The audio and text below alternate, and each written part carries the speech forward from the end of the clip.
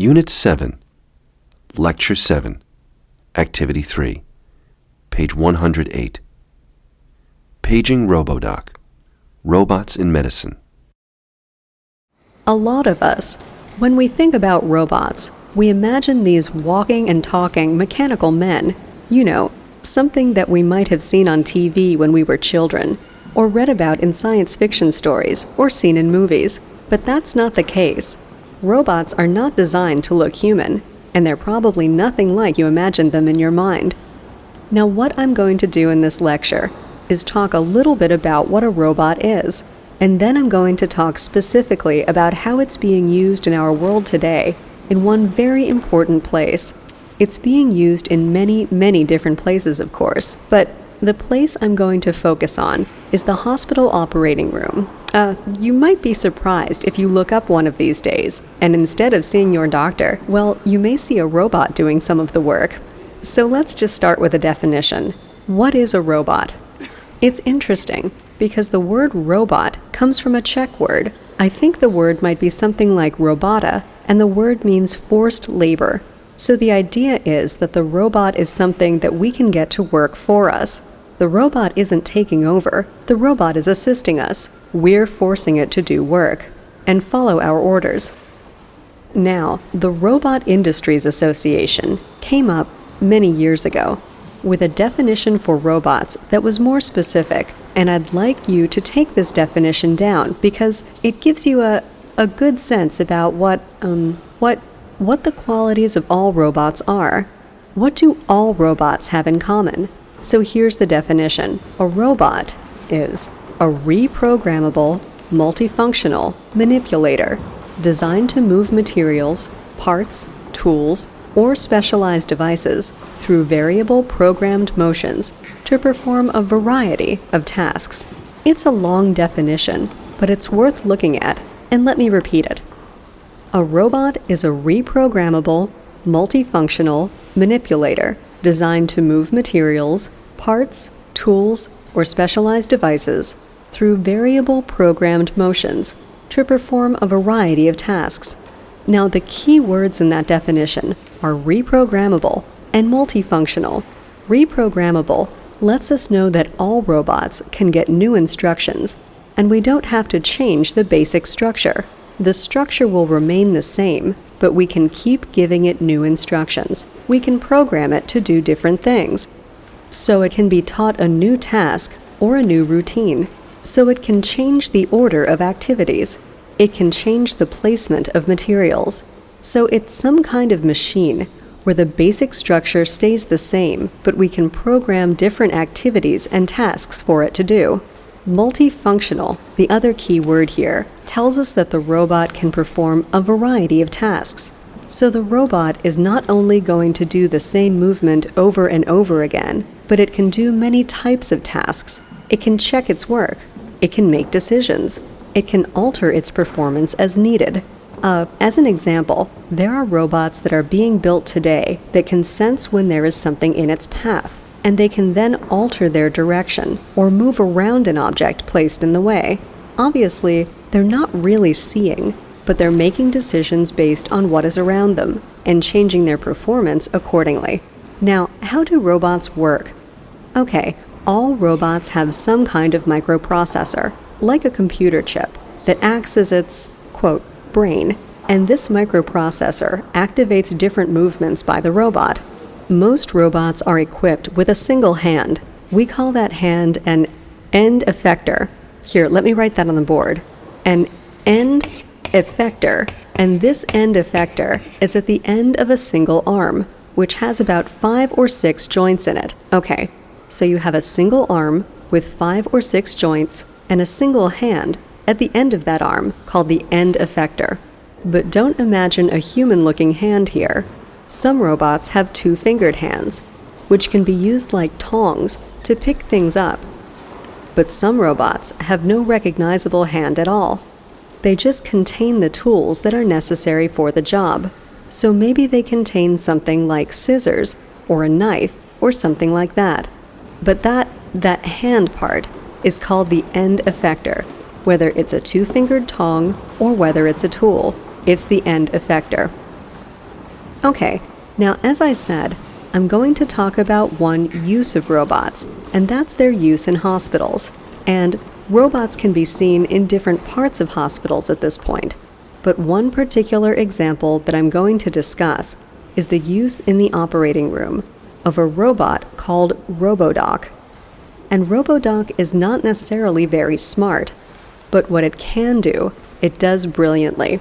And what it can do is work with a precision and a steadiness that can't be matched by even the best of surgeons. The steadiness of its hand, its end effector, is something that the best surgeon can't match. And observers are looking at RoboDoc and saying that it's to medical robots what the first Apple computers were to microcomputing. That is, it's still in the first stages. It's first-generation technology of medical robots, but the future holds more and more sophisticated offspring, developed from this first-generation technology.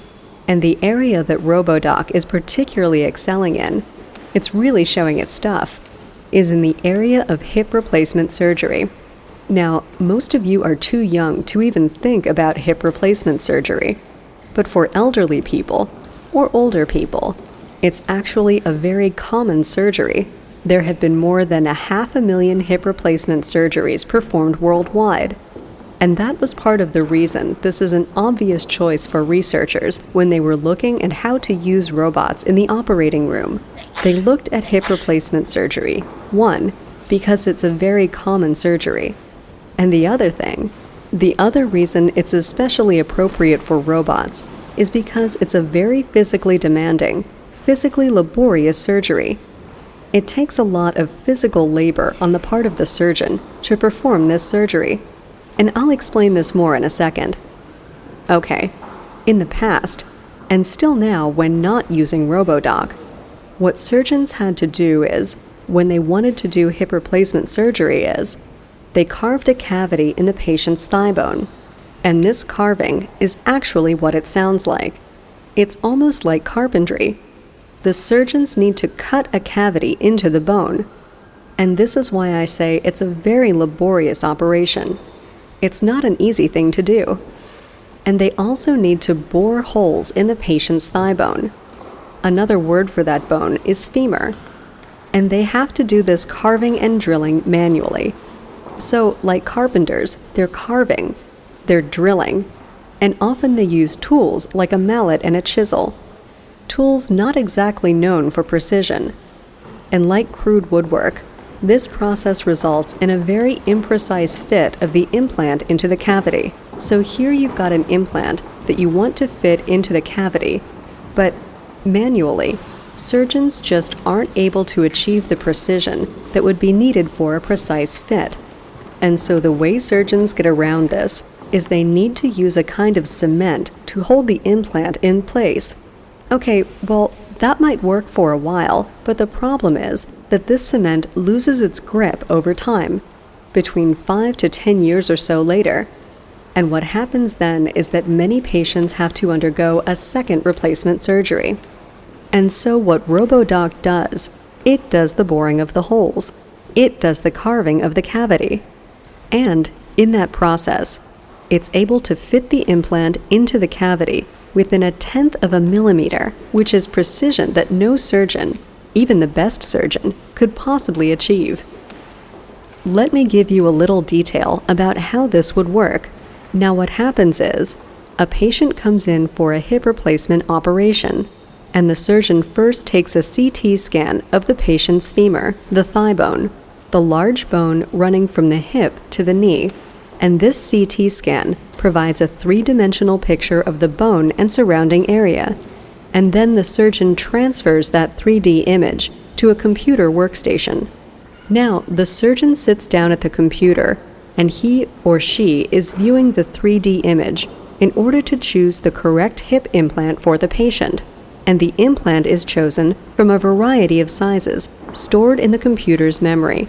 So the computer has information about a range of implants, and the physician chooses the best implant for the patient, and all of this is stored in the computer. All this information about the patient's hip and the implant is in the computer's memory. Okay, Now we get to the operating room. So far, we've been in an office, working with computers, CT scans, but in the operating room, the surgeon does what doctors do in operating rooms. The surgeon makes the incision, which exposes the patient's femur. But what happens next is different.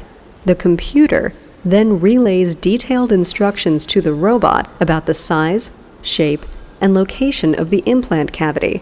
So the computer then is transmitting this information to the robot, saying, here's the size, here's the shape, and here's the location of the implant cavity.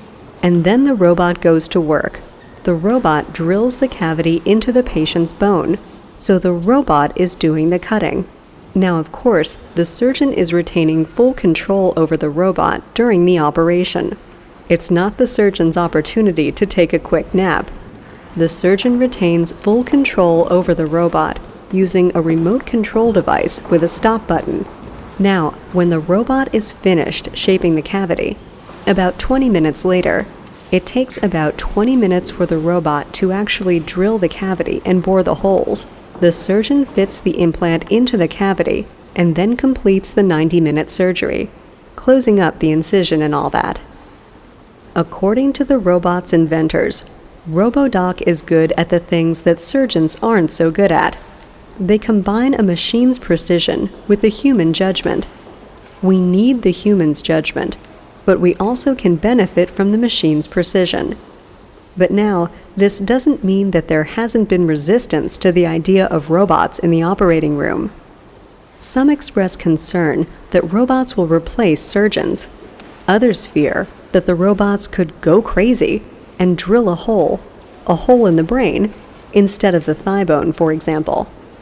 These are both pretty irrational.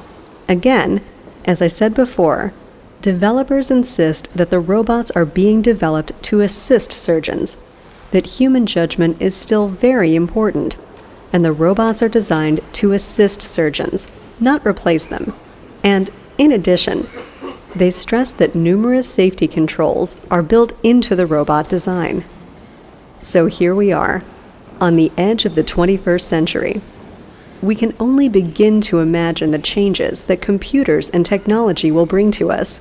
Remember that people are saying that RoboDoc is probably only first-generation operating room robot technology. But I think that RoboDoc can give us a glimpse at what the future might be.